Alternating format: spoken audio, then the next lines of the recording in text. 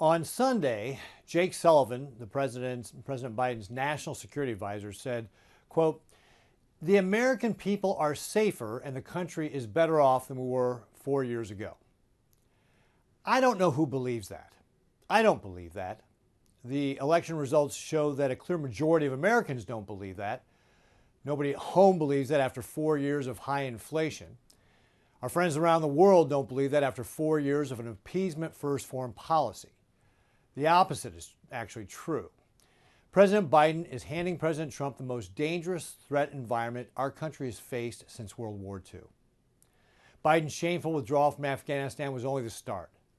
His weakness prompted Vladimir Putin to invade Ukraine, starting the largest war in Europe since World War II, a war that continues to this day.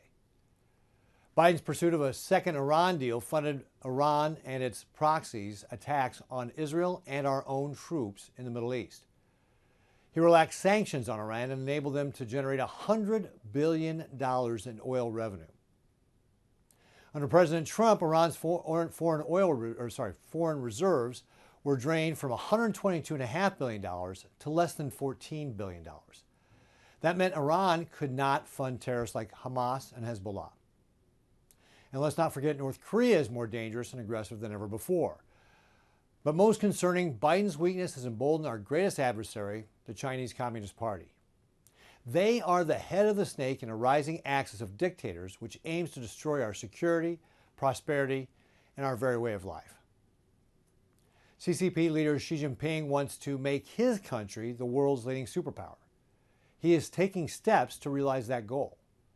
Since the election in November, only 2 months ago, Xi's country has stepped up their threats. They've hacked our Treasury Department, including CFIUS. This is part of a continuing campaign to hire Chinese companies to hack American assets. They've continued what has been described as the worst telecommunications hack in U.S. history. They've destroyed or damaged important communications cables in Asia and Europe. They've deployed ships to the South China Sea and have harassed our allies in their own territorial waters, including the Philippines.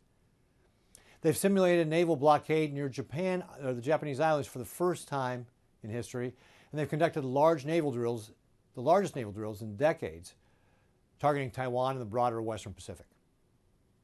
They've revealed new mobile piers suitable for a Taiwan invasion. They've launched new jets and new warship. And that's just since the election.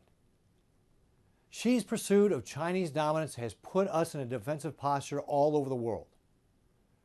Jake Sullivan is completely wrong. President Biden's appeasement of dictators has made the United States weaker and less safe. Combating Communist China must be our top foreign policy. To achieve that will require an even more than an all-of-government approach. It will require a whole-of-society approach. That will take real leadership.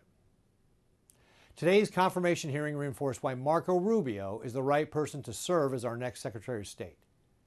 He knows that a CCP-led world order would mean coercion instead of choice, tyranny instead of liberty, dictatorship instead of democracy. He will help President Trump restore American strength and deter our adversaries.